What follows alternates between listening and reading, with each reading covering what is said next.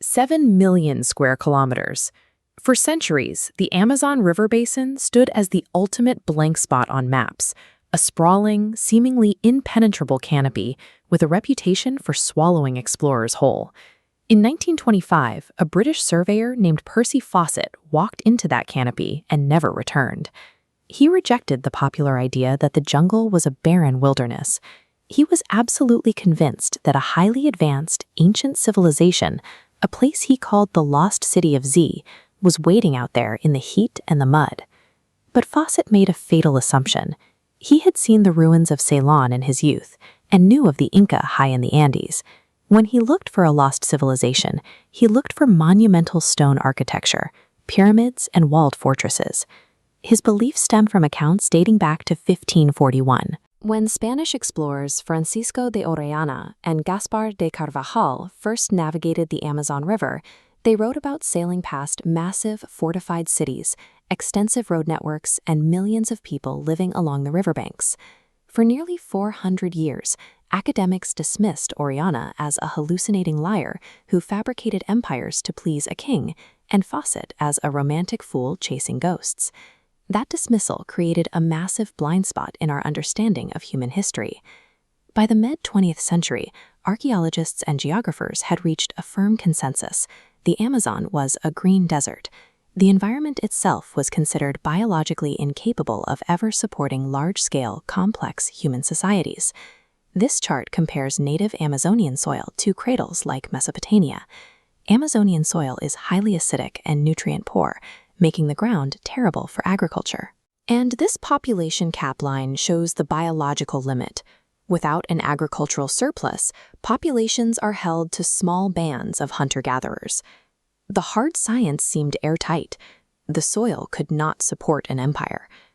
Yet, those 16th century Spanish chronicles detailed endless towns and sprawling populations. What exactly were those early explorers looking at? The answer emerged with a technology called LiDAR, light detection and ranging. Researchers mount scanners on aircraft, firing millions of laser pulses down into the jungle. Most of those lasers hit the leaves, but a fraction make it through to the ground. By filtering out the canopy data, computers digitally strip away centuries of dense vegetation in seconds, revealing the true topography of the forest floor. When archaeologists looked at the bare earth, they found thousands of massive geometric earthworks hiding right beneath the trees. Perfect circles, rectangles, and raised platforms covering tens of thousands of kilometers. In places like northern Bolivia, the Casarabe culture built interconnected cities featuring vast circular plazas and deep defensive moats. Radiating out from these centers were perfectly straight, raised highways up to 50 feet wide, linking distinct settlements across the floodplain. The cities Orellana reported were absolutely real. Historians were simply blinded by their own expectations. The Amazonians built with the materials they had. They engineered an entire civilization out of earth and wood, materials that naturally decayed back into the jungle. But that brings us back to the biological limit. How do you feed sprawling earth and wood metropolises containing millions of people on highly acidic, unusable soil?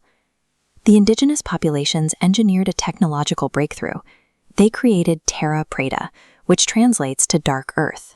They bypassed the native soil, artificially manufacturing highly fertile topsoil. Over thousands of years, they deliberately worked organic waste, crushed pottery, ash, and charcoal into the ground. The charcoal retained nutrients and fostered microbes, transforming the barren dirt into a rich agricultural sponge. This manufactured supersoil provided the foundation for massive raised crop beds that stayed dry during the annual floods. They paired these fields with vast networks of aquaculture ponds, farming fish and turtles to provide a reliable source of protein for dense urban populations.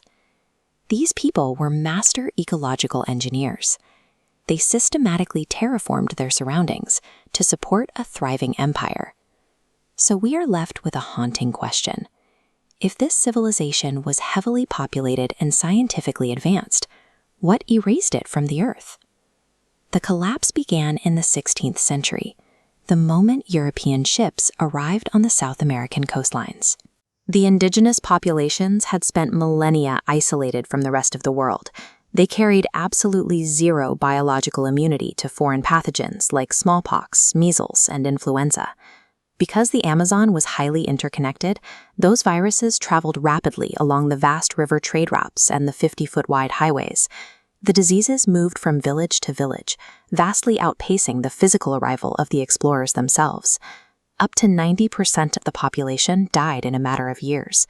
By the time Spanish and Portuguese expeditions finally pushed deep into the interior, the millions of people who built those earthworks were already gone.